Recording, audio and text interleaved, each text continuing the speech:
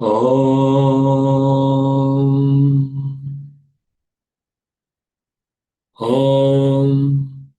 सहना भवतु सहनौ भुनक्तु सह वीर्यं करवावहै तेजस्विनावदितमस्तु मा विद्विषावहै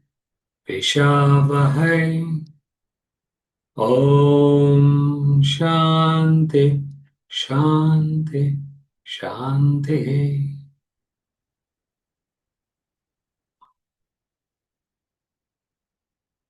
verses 30 till the end of chapter 9.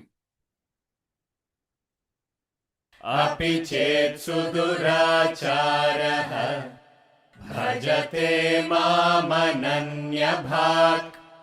साधुरेव समन्तव्यः सम्यग् व्यवसितो हि सः क्षिप्रं भवति धर्मात्मा शश्वच्छान्तिं निगच्छति कौन्तेय प्रतिजानीहि न मे भक्तः प्रणश्यति मां हि पार्थव्यपाश्रित्य येऽपि स्युः पापयोनयः स्त्रियो वैश्यास्तथा शूद्राः तेऽपि यान्ति परां गतिम् किं पुनर्ब्राह्मणाः पुण्याः भक्ता राजर्षयस्तथा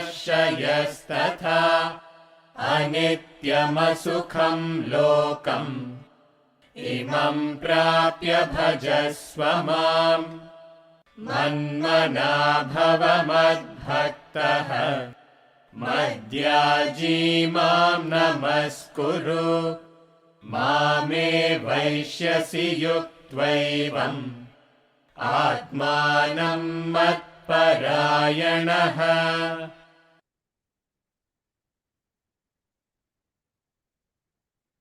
How's the new look? Huh? Everybody likes the new look? Oh, all thumbs up. Very bright, Bhaskarji. Very bright. It looks good. I'm bright, or the background is bright? Both. It makes you look brighter. It looks brighter. You look bright and vibrant as well, sir. Exactly, that was the point. Quite right. Quite right. And You also always look bright. there's some shadows coming in the background, so all that has been eliminated. And then they got a second ring light, so there's equal light on both sides. Lowered the height of the table and the camera, so a little bit, all adjustments. I feel very conscious, like a bride, newly wedded bride, It's lovely. Nice change. Okay. Yeah, you look like a Raja. That's it. So, verse 28, we looked at the phrase. There's a phrase that was used called sannyasa yoga. Sannyasa yoga. It's a contradictory phrase. Sannyasa means detachment. Yoga means union or attachment. On one hand, they're saying detachment. On the other hand, they're saying attachment. Sannyasa yoga, detachment through attachment. In fact, the implication here is, how do you practice detachment? You practice it through attachment. By getting attached to the higher, you get detached from the lower. So the principle of evolution, principle of growth is you get attached to the higher. The intellect picks up higher knowledge. And when you get established in the higher knowledge, the mind gives up its lower values. You get attached to health, your mind gives up unhealthy practices. You get attached to unselfishness, you give up selfishness. So, without getting attached to something higher, you can't get detached from the lower. Sannyasa yoga, detachment through attachment. By getting attached to something better, you drop that which is lower. The difficulty, where does that impediment come? The impediment comes is when you ask yourself, do I really want to give it up or not? See, it's all well and good to talk about detachment, but when it comes to it, when your back is against the wall and you're asked, okay, fine, are you ready to give up your ego? Are you ready to give up your selfishness? Give me a little more time, a little more time, a little more time. So it's not just the understanding of it, it's the application of it. Unless you're prepared to give it up, you won't be able to give it up. So giving it up is not difficult, but you should be prepared to give it up. You should take a firm resolve. Yes, I want to give it up. It's like a gambler. Unless he wants to give up gambling, he can't give up gambling, no matter how much of lecture you give him. A drug dealer, he won't change unless he wants to change, unless he's ready to give it up. If he's ready to give it up, he can be rehabilitated. Rehabilitation is not difficult. But that decision in you that, yes, I want to give it up. So half the battle is your decision, your choice, what direction you want to take your life. The Greek physician, Hippocrates, he makes a brilliant statement. He says, before you heal someone, ask him if he is willing to give up the things that make him sick. Before you heal someone, ask that person, is he willing to give up the things that make him sick? Only then it is worth healing that person. Because you heal that person, it's like an alcoholic. You treat him, again he goes and drinks alcohol. What is the point? He won't get healed. But if he is prepared to give it up, then it's worth the effort to see that. Before you heal someone, ask him if he is willing to give up the things that make him sick.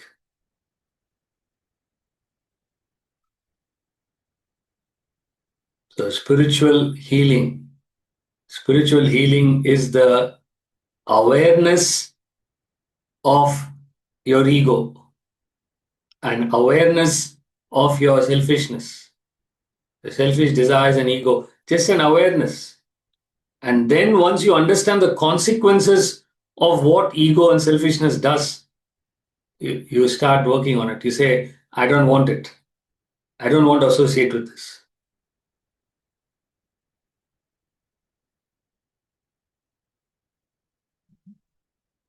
And then verse 29, the same am I in all beings.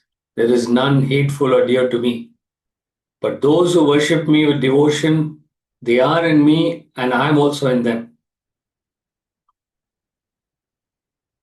And now we move on to verse 30.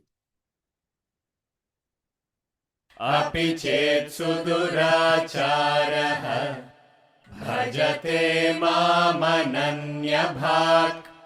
साधुरेव समन्तव्यः सम्यग्व्यवसितो हि सः अपि चेत्सु दुराचारः भजते मामनन्यभाक् साधुरेव समन्तव्यः सम्यग्व्यवसितो हि सः. Even If a very wicked person worships me with unswerving devotion, he too shall be regarded as righteous indeed, for he has rightly resolved. The Sanskrit word which is used here is sudurachara. Achara means conduct. Sudurachara means a very wicked person, a very wicked conduct. So even if a very wicked person, sudurachara, worships me with unswerving devotion, he is regarded as righteous. See, he is talking about the transformation. What causes the transformation in a person? And if you see the scriptures, the Puranic stories in the scriptures are full of this dramatic transformation. With Valmiki, the author of Ramayana, dramatically transformed from a highway robber, a dacoit, to a saint. Even Ravana was a person who was well read in the scriptures, a person who was valiant, and he fell for Sita, picked her up against her will, captured her and took her away. And in the end, when Rama defeated him, he surrendered to Rama. And the story goes he attained moksha, he attained salvation. He understood his wrong ways right at the end. So, various episodes, various stories and literature. You have the famous example of Sidney Carton in The Tale of Two Cities. He was a lawyer, he was drunk, he didn't find any use of himself in his life. And suddenly he found a purpose and gave up his life to save another person. So here they're talking about what is causing the transformation. It may not be as dramatic as that in each one of us, but even if you want to change, what is it that you need to focus on? It says here, worships me with unswerving devotion. Bhajate, bhajate means worship. Worship with unswerving devotion. Now, what that means is you're committed to changing the direction. There's a commitment that you take. Once you make a commitment, it may take time for you to change. Don't worry about the time, but make that commitment. Yes, I want to change. I don't want to be like this the rest of my life. Enough is enough. So once you decide to change, then the transformation happens. It may not be as dramatic. It may not be overnight. It may take 5 years, 10 years, 20 years. It doesn't matter the time, but you start the process. So once you start the process, the change will happen eventually. See, why it happens faster for some people and then later for the others, it depends on two factors. The first factor is the strength of the vasana, how strong the vasana is. Second factor is how much of effort you're putting into it. If the vasanas are too strong, suppose a person is a smoker, smoking vasanas is too strong, he has to put in enormous effort. It's not easy for him to give up smoking. But if the smoking vasanas are less effort is enough to give it up. So two factors determine the time that it will take for you to change. But one of the main things that we learn in Vedanta is not to be result oriented, not to focus on the results, but to focus on the action. Doesn't matter how long it takes. Am I doing the process correctly? Am I following the principles correctly? See, sometimes when the surgeons operate, they start the operation and they want to rectify something. And as they cut open and they look at it, suddenly they find out something else is wrong, which they didn't anticipate, which the scans didn't show very clearly. And then they attend to that, they attend to that. So what might have been an hour's operation ends up as a 4-hour operation. You understand? The surgeon is not looking at the watch all the time. Enough. Sew him up. 1 hour is over, enough. So he is following the process. Is saving the life of the patient. He follows. It may take however long it takes. It takes. So your focus should be on the process, not the result. Result will come, but focus on the process. So worship with unswerving devotion. You're committed to changing the direction of your life. In the Bible, it says, resist the devil and he will flee from you. Resist the devil and he will flee from you. Come near to God and he will come near to you. So you need to resist. How do you resist? By making that commitment. When you make that commitment, you resist devil. Devil means material and sensual indulgences.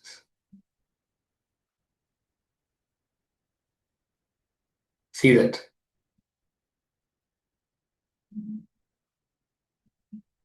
Resist the devil and he will flee from you. So the negative qualities will disappear once you take that commitment. Come near to God and he will come near to you.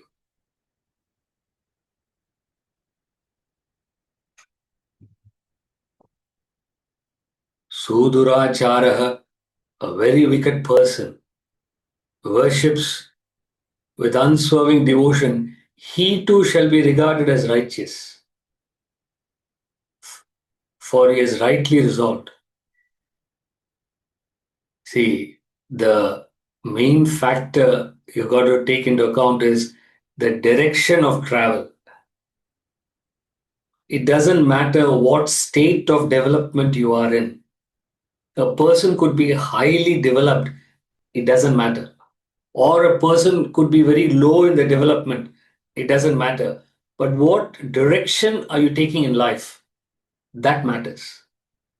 A person who's highly developed, suppose that person's eye is on worldly attachments, worldly acquisitions, that person will fall very quickly. Like an eagle. An eagle soars high up in the sky, but the eye of the eagle is always on the prey on the ground. Is looking at the prey on the ground, though it is flying high. Similarly, a person could be developed, but suddenly his mind picks up attachment to the world. Such a person can fall. A person who's not developed at all, very low in the development, but is very sincere, very genuine, and puts in the effort, very soon he will get there. So it is the direction that matters, not your present state of development. A priest who is in a temple, who is so close to God, the priest can start thinking, wow, what am I wasting my time with this? What sort of life is this? I am doing some rituals. They are coming and give me some donations. Look at those people. They're having large houses, big cars. The priest could think like that. Or a person who is a CEO of a company going in those cars and houses, he can be thinking, what am I doing here with all this materiality? I should renounce all this and take up spiritual path. It doesn't matter where you are. It matters where your mind is. Where is my mind? Right now, as we are sat in the class, suppose you're thinking of the restaurant you're going to go to after the class. You got an invitation to go to a restaurant. You're thinking, hey, what to order tonight? What to order? you're thinking of it during class. What is the menu? What's your... So where is the mind? That determines your spiritual development. So when the mind backs the action, you're concentrating. When the mind is not backing the action, you're not concentrating.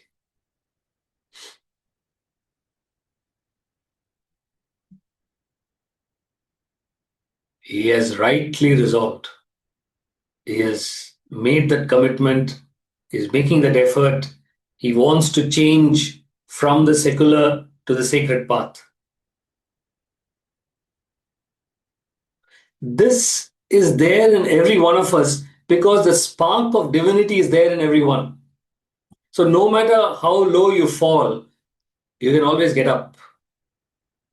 That's why one of the things we maintain in Vedanta is when you fall, fall like a rubber ball, not like a lead plate. When you fall, fall like a rubber ball. Okay, you fall, you bounce back immediately. Bounce back. Like that, what is that?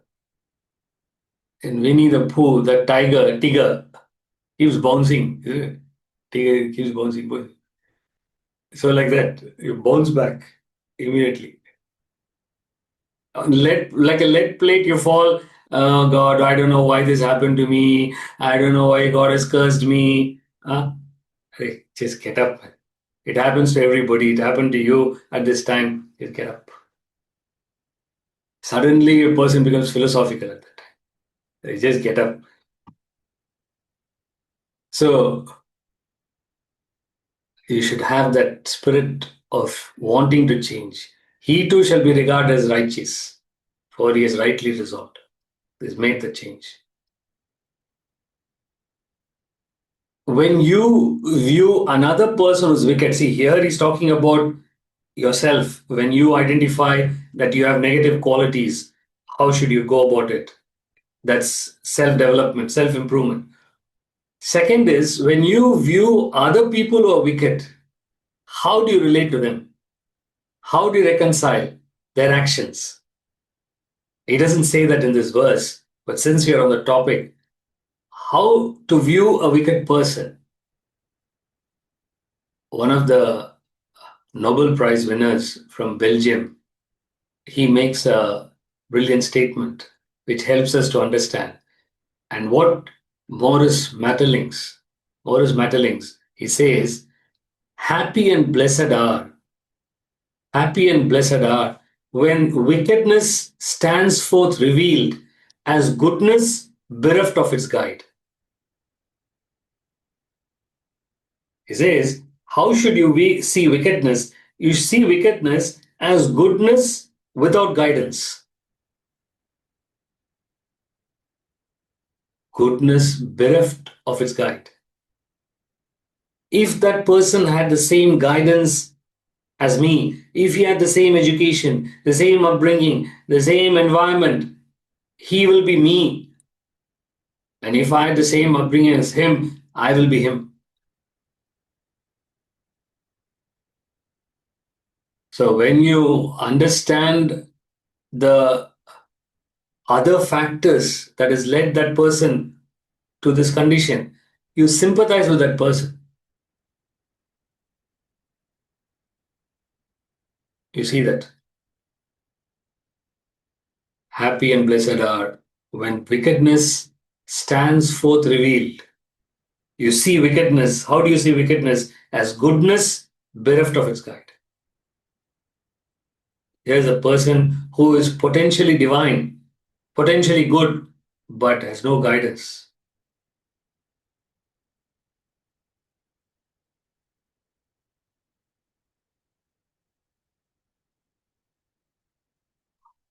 So if you understand it this way, you won't get agitated with the wickedness of the world. You see that wickedness, you don't get agitated because you understand his goodness without guidance. Of course, if the person has committed the crime, he has to be put behind bars. That is different. But we're talking about how do you view people.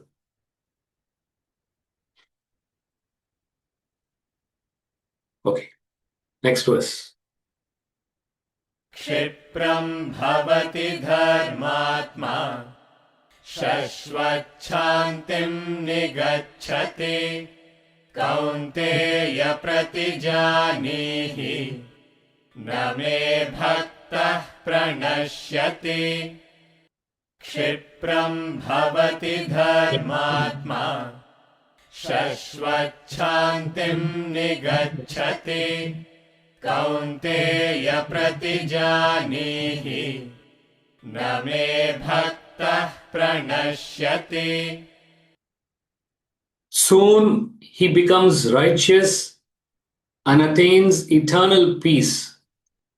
O Kaunteya, know for certain that my devotee never perishes. See, verses like this causes confusion, because what happens is a person who's reading the Bhagavad Gita, who proclaims that he is a devotee of Krishna, he quotes these verses and says, oh, see here, Krishna says, my devotee never perishes. So other devotees will perish, but Krishna's devotees will not perish. See, that's why I'm a Krishna devotee. Krishna says, I won't perish, others will perish. Rama devotee perish, Shiva devotee perish, Krishna devotee will not perish. It's such a narrow-minded way of looking at these verses. That's not how you read it.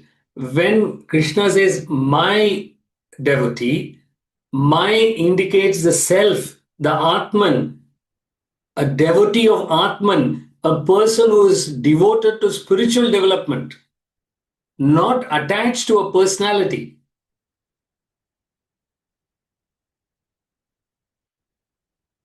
Other devotees stand aside, everybody stands aside. Only Krishna devotees make a line and come. So this is what some of them are preaching. So that's not what this verse is saying. Everybody is included. Nobody is excluded.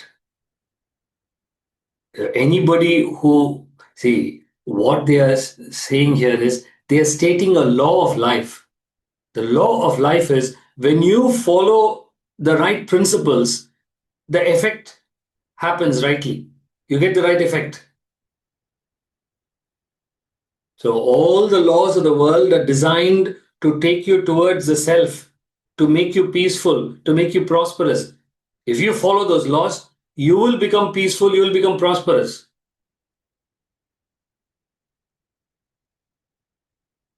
It's just a law that is being stated here. So if you follow the Atman, everything else shall be added on to you. Seek the kingdom of heaven, and everything on earth shall be given to you.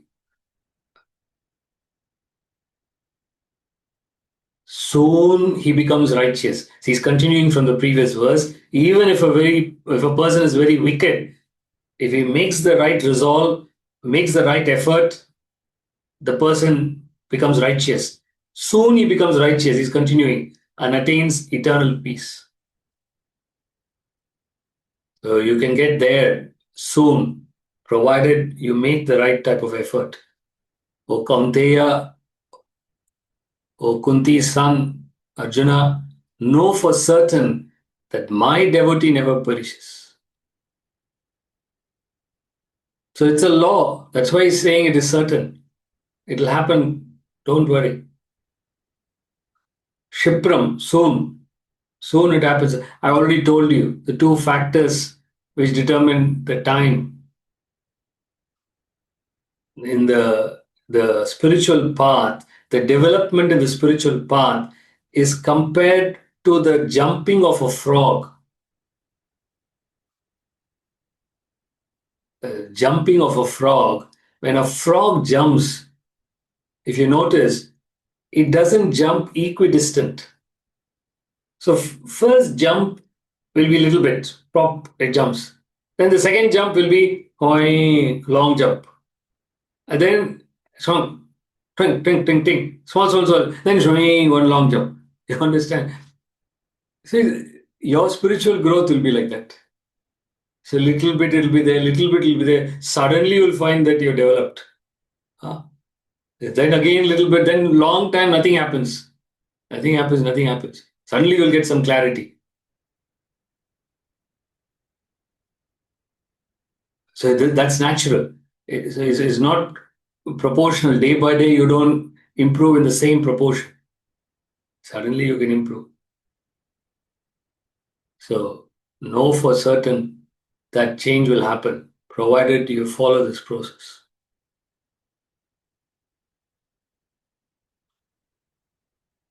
Soon he becomes righteous and attains eternal peace. Know for certain that my devotee never perishes. So you're safe and secure and you're protected by these values. So the knowledge of Vedanta is like a shock absorber, in a vehicle. You get these expensive cars which has got very good shock absorbers. So even if you go on the bumps, you don't feel it. So you go through the vicissitudes of life, the changes in life, you don't get affected because of knowledge. Knowledge absorbs the shocks.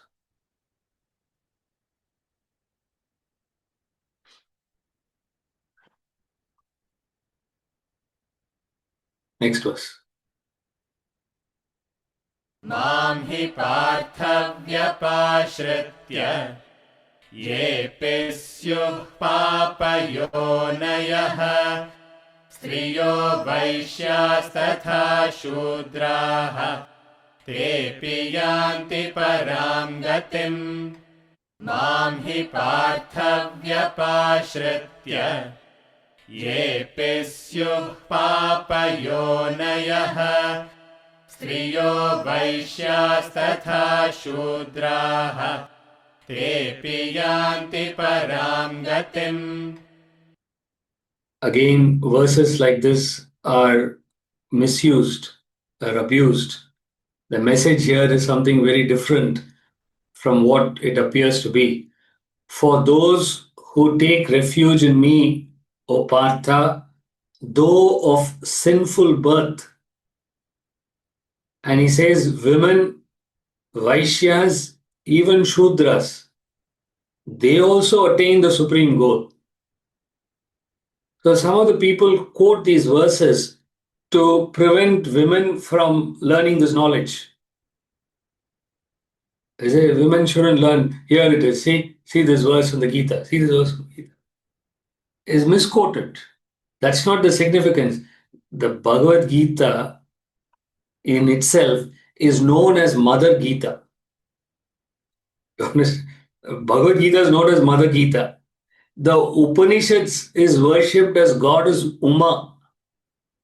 In the Kena Upanishad, we're going to study that.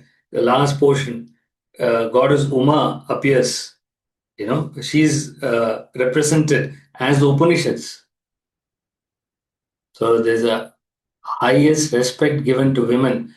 But then why are they mentioning women here? Saying though sinful birth, women, Vaishyas, even Shudras, this nature of a woman can be in a man as well. When the scriptures refer to women or men, they are talking about natures, not gender. The male nature refers to an explorative tendency. Again, some women may have that, men may not have it. The tendency to explore, to go into the unknown, not be scared of exploring the unknown.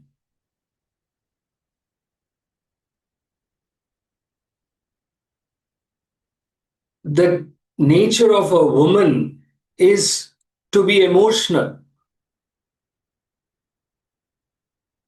So that emotional nature is what they are cautioning us against. Don't become emotional. As I said, it applies to a man as much as to a woman. The moment you become emotional, you lose the focus on the spiritual path. You get involved and affected by the emotions. it becomes an impediment to your spiritual journey.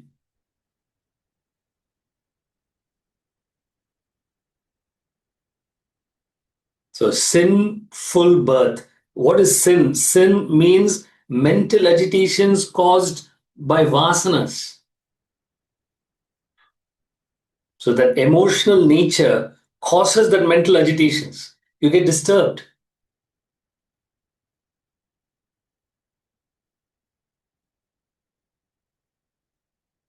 So, not to become emotional, but to remain objective. You maintain that objectivity. And then he says, Vaishyas, even Shudras. Vaishyas and Shudras are those in that caste system. Brahmana, Kshatriya, Vaishya, and Shudra. The Brahmana is the priest class.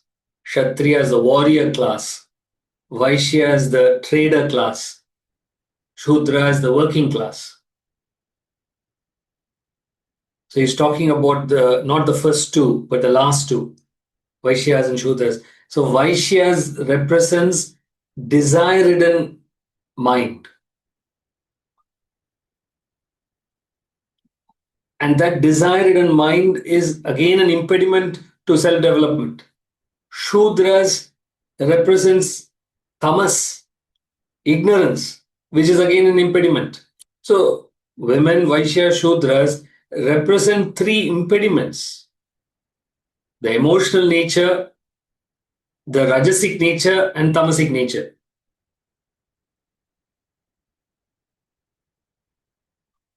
It is applicable to every one of us. Any one of us can have these three natures.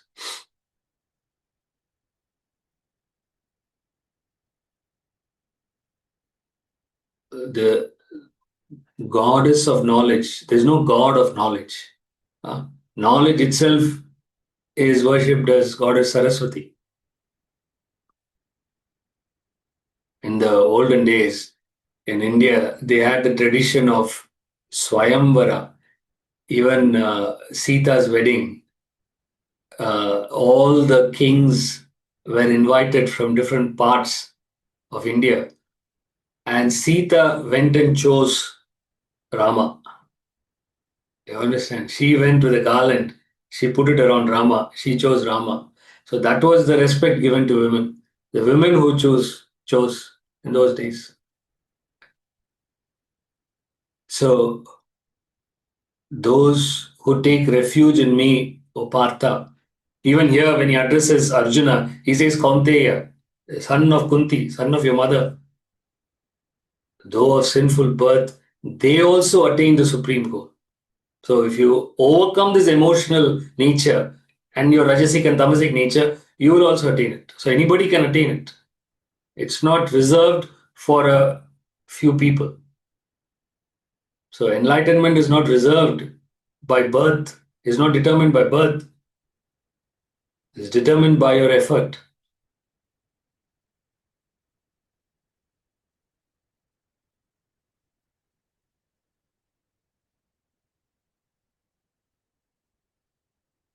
So you take the example of Sita when Rama was asked to go to the forest and he told his father, yes, I will do so. And he went and changed and he was ready to go to the forest. Sita did not sit and cry there. Oh, Rama, you're going to the forest. I don't know what is happening to us. She didn't. She went to her room. She changed and came. So she did not become emotional. There is nothing emotional. Interestingly, it was his father Dasharatha who became emotional. Dasharatha couldn't take that separation from his son. He became emotional and he died. Out of a heartbreak, he died. Sita wasn't emotional. She quickly changed. Actually, the cotton sari was better for her. Otherwise, she was wearing all these silks. She didn't like that. Nice cotton sari she wore. I said bye bye to everybody. Leave me alone. You understand? She went. So she wasn't emotional. Dasharatha, the father, was emotional. So that emotional nature is detriment. You get attached, you get affected. So you overcome that, then you go towards self-development, self-realization. Next verse. किं पुनर्ब्राह्मणाः पुण्याः भक्ता राजर्षयस्तथा अनित्यमसुखं लोकम् इमं प्राप्य भजस्व माम् किं पुनर्ब्राह्मणाः पुण्याः भक्ता राजर्षयस्तथा अनित्यमसुखं लोकम् इमं प्राप्य भजस्व माम्. How much more than holy Brahmins and devout royal sages, having reached this transient, joyless world, you worship me. So it's continuing from the previous verse. Those who have impediments, those who are emotional, those who are rajasic, tamasic, they will struggle. They will not be able to find their footing in the spiritual path. But if you have overcome all that, if you don't have those impediments, how quickly can you develop? How quickly you will go to self-realization? That's what he's talking about, Brahmins and Rajarishi. So if you have overcome all impediments, it will become very easy for you. It will be a walk in the park.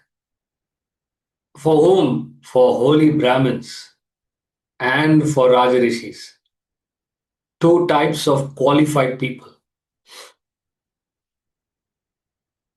The principle is that you make an effort, you put an effort so that you reach a state of effortlessness. Effort leads to effortless. You want things to become easy. But to make things easy, you've got to go through the difficulty of effort in the beginning. When you see Joe Root playing cricket, it's a 5-day match. 1 day, 2 days continuously he keeps playing. Effortlessly he keeps playing. You wonder how is he playing so effortlessly? Because he's been practicing day in and day out for years and years and years. So effortless comes through effort. It's like the example of archery. What does an archer do in the sport of archery? The archer pulls the string, aims the arrow, and then releases the string, releases the arrow.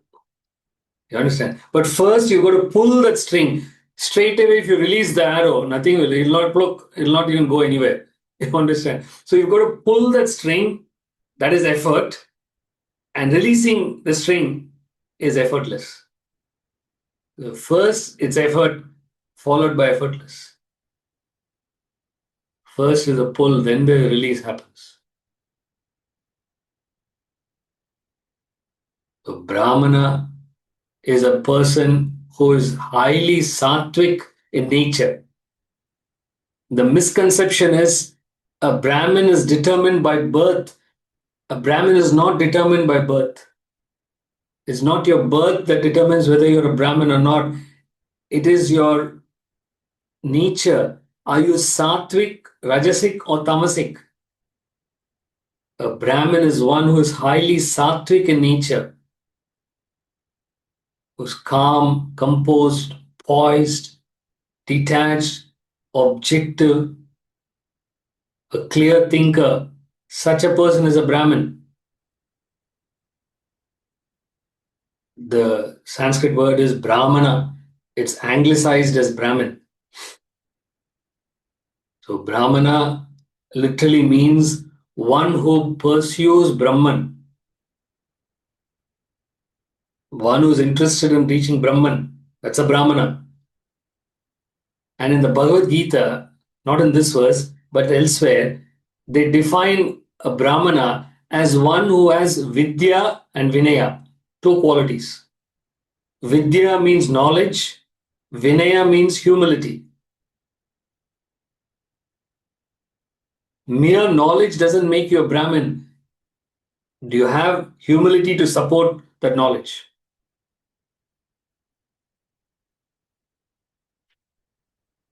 It's like fish and chips.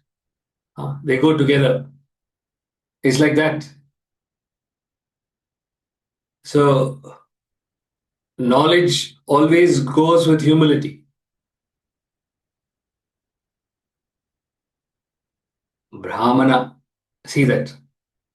The definition of a Brahmin, one who pursues Brahman, one who pursues the ultimate truth, is got Vidya, which is knowledge, and Vinaya, humility.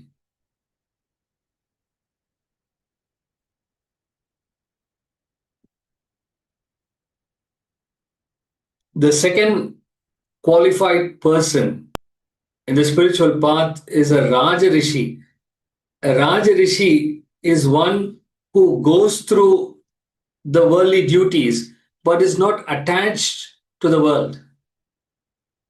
He may possess wealth, he may contact the sense objects in the world, but he is not attached. He is not a materialistic person, he is not a sensual person. So, Raja Rishi means a person who is prosperous at the same time spiritual. He's got all the material prosperity. He's seen life. He's lived life. But he's detached. He understands the futility of life.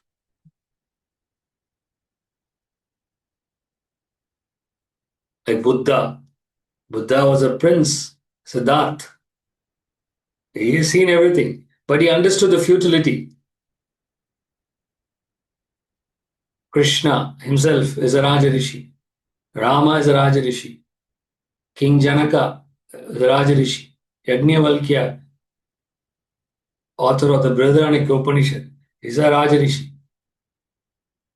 Raja Rishi literally means royal sage.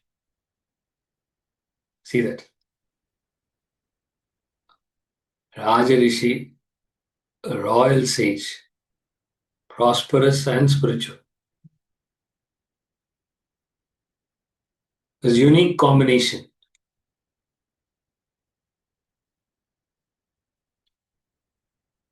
People think prosperity is a impediment to spiritual development. No, prosperity is not an impediment.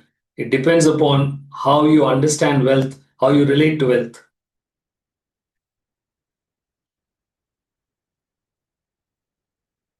How much more than holy Brahmins and devout royal sages? How much more easy it will be for them because they have the right qualities to get there. Having reached this transient, joyless world, anityam, transient, is impermanent. The world is impermanent. It changes constantly. Shankara cautions us in Bhajagovindam. He says, Ma kuru dhanajana yavvana garvam. Do not get proud of wealth, youth, or following.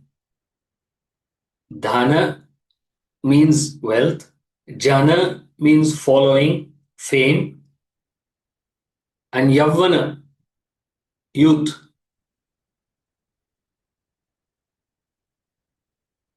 Your youthful qualities, they slowly fade away, they slowly disappear as you become older and older. Similarly, fame is a slow decay. Fame slowly goes away. Wealth changes hands. You may have wealth one day, a few generations later, all the wealth you have is gone. So, anityam, transient, and asukam. Asukam means joyless. transient, joyless world. What he means by joyless is the joy is not in the object, the joy is not in the world, it is projected by the mind. When you say something is giving you joy in the world, the other person may hate that. You may love Marmite, other person hates Marmite. It is not, the Marmite is the same for both of them. One person loves it, another person hates it. So the joy is not in the object, it is in your mind. Your mind projects it.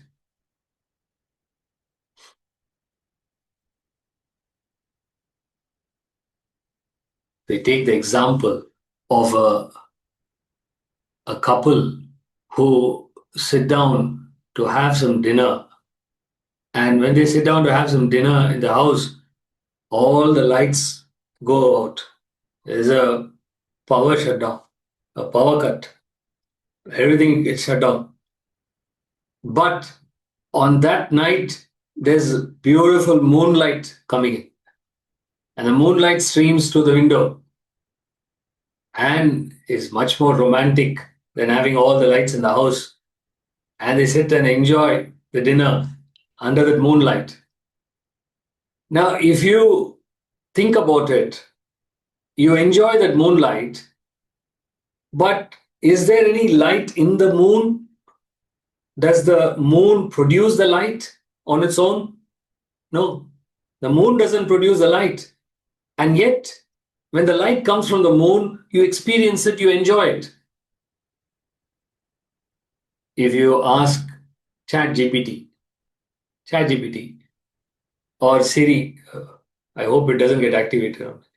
So, if you ask, where is the moon? Where does moon get its light from? Huh? Because nowadays nobody thinks. Everything they ask. What is 2 plus 2? 1 minute. You ask Gemini. You ask all these things. What is this? What is 2 plus 2? 4 over 4. So where does the light come from? Light comes from the sun. It comes from the sun. So the sunlight is reflected onto the moon, and then you see the light coming from the moon. There's no light originally inherent in the moon. The moon is simply reflecting the light from the sun. Just like a piece of glass, there's no light in the glass, it just reflects the light. Exactly like that, the moon is just reflecting the light from the sun. So moonlight is not original light, is reflected light. Similarly, the joy in the world is reflected joy. It's not the original joy. Where is it reflected from? From your mind. It's your mind that reflects it.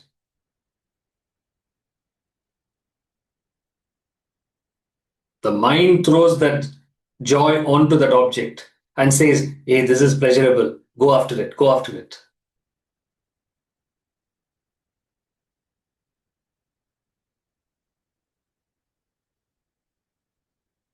One person wants to divorce a lady. Another person is waiting to marry the same lady. So it has nothing to do with that person. So it's to do with your mind. Your mind finds joy and pleasure in that person.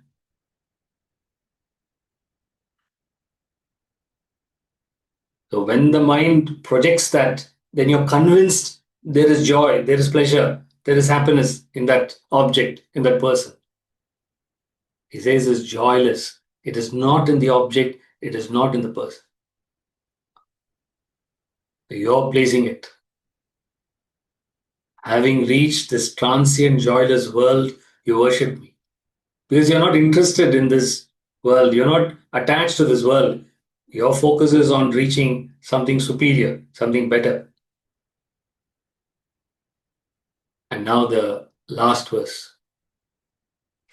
Manmana bhava madbhaktaha madhyaji mam namaskuru mame vaishyasi yuktvaivam आत्मानं मत्परायणः मन्मना भव मद्भक्तः मद्याजी मां नमस्कुरु मामे वैश्यसि युक्त्वैवम् आत्मानं मत्परायणः.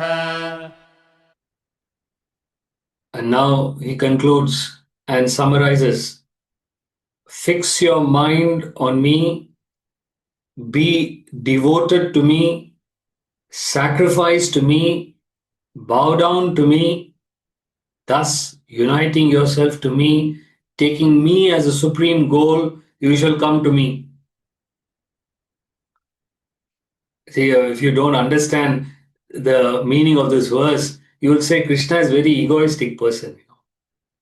He says, me, me, me, me. He keeps on saying me, me, me. You understand? Me means the self, the Atman, not Mr. Krishna, not the personality of Krishna, but the self in Krishna, which is the same self in every one of us. He says, seek that self, find that self. So fix your mind on the self within. Be devoted to that self. Sacrifice to the self. So fixing your mind on the self is Jnana Yoga, the path of knowledge. Manmana. Fix your mind on the self. Mad Bhaktaha. Be devoted to the self is Bhakti Yoga. Sacrifice to the self, Madhyaji, is Karma Yoga. So he's indicating the three yogas. Karma Yoga, Bhakti Yoga, Jnana Yoga. And then Namaskuru means bow down to the self, surrender. A spirit of surrender. You recognize your ignorance and surrender to someone who has the knowledge. And if you do all this, you unite with the self. Uniting is the meditation, which is a result of the three yogas. After you do the three yogas and you drop your vasanas, you become qualified for meditation. And through meditation, you unite with the Atman. Taking me as the supreme goal, you shall come to me. You realize that Atman, you become one with the self. Manmana bhava madbhaktaha padyaji mam namaskuru. Mame vaishyas yuktvaivam atmanam matparayana.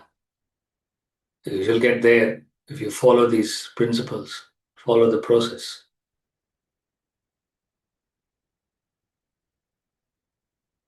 So that's the end of the 9th chapter. And let's chant the Anta Shloka together. Om Tat Sat Iti Srimad Gita Supanishatsu Brahma Vidyayam Yoga Shastre Shri Krishna Arjuna Samvade Raja Vidya Raja Guhya Yogo Namah Navamodhyayaha. And now we'll chant the first verse of the chapter together to remind ourselves we're going to go back and reflect on the verses that we have covered so far. So verse 1 of this 9th chapter.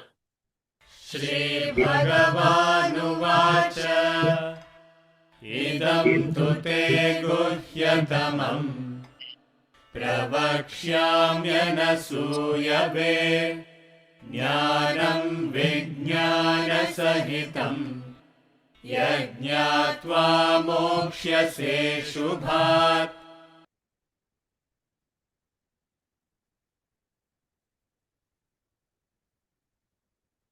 Gita. Hari Om Bhaskarji. Hari Om. Is there a reason why the word women was chosen and not the word emotional? I think they want to make it very clear.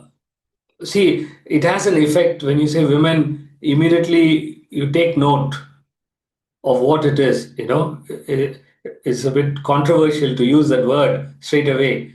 So the purposely they're using it in order to highlight that quality and say avoid that quality of being emotional. Like I explained, it's nothing to do with gender. It's to do with the inner nature. So some men are much more emotional than women. So it's nothing to do with the gender. It's to do with that internal nature, and they are highlighting that. Thank you.